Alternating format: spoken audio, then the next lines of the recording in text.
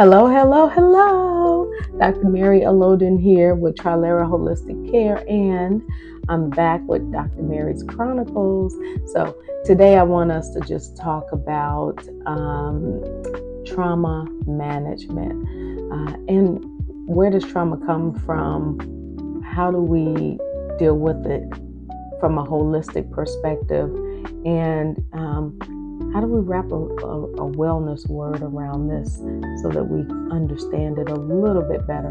Well, I will tell you, I grew up on the south side of Chicago, and I remember as far back as when I was 3 years old, my mom picked up her fur coat from the cleaners, and two men pushed her on top of me, my sister, my brother, snatched the coat, and ran away. Now here, that started my traumatic experiences as far back as I remember. And from that day to the day, I would say I kind of gained a special kind of security within myself and maybe my belief structure.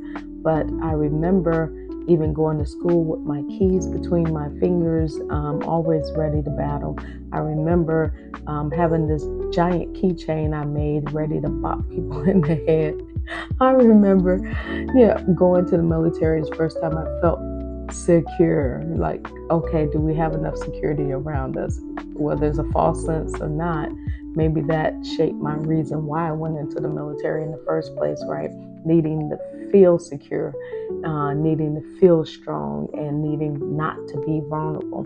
Well, of course, the military became one of the biggest blessings in my life, prepared me to become an entrepreneur like I am now. But also, I learned ways along the way, holistically speaking, how to manage mind, body, and spirit.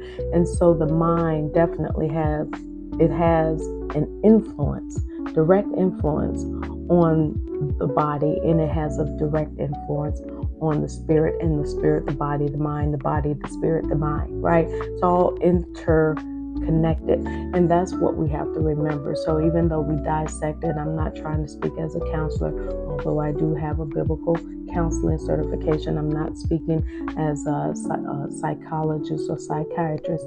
However, I am speaking as a naturopathic doctor who knows and understands that if we don't address the one, we can't help the others. And here's what's been studied. You can Google it, but it's factual, that what you focus on becomes your reality.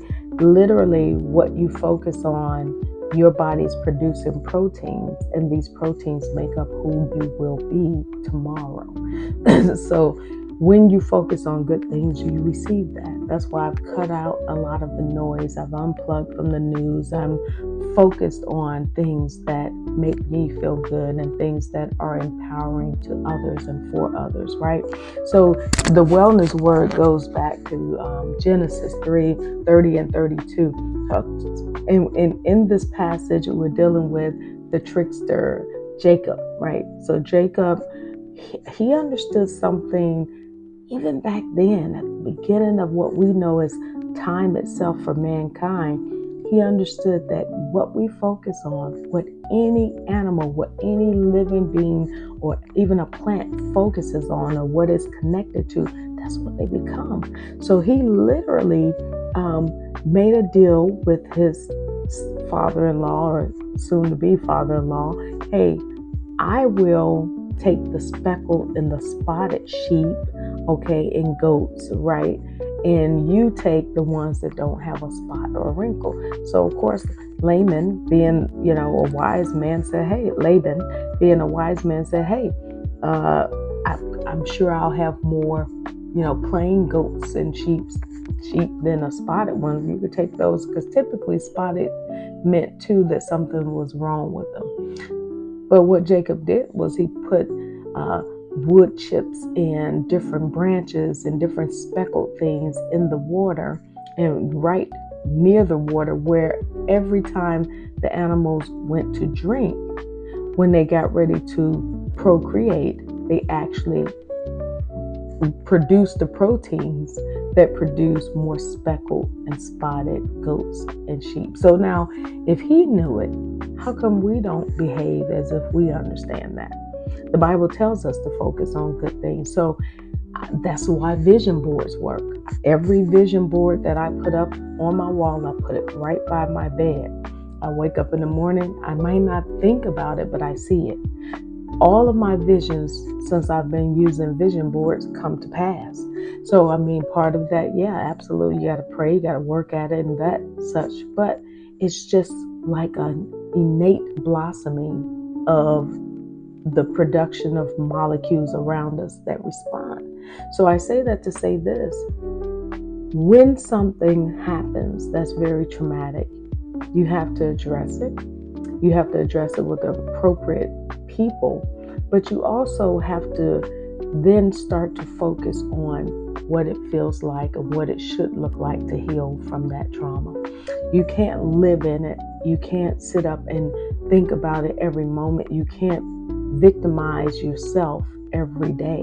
You have to try to figure out, how do I dispense this? How do I address it, dismiss it? I recently had a client that was interested because he brought up the fact that his dreams are traumatizing him. He's like having dreams.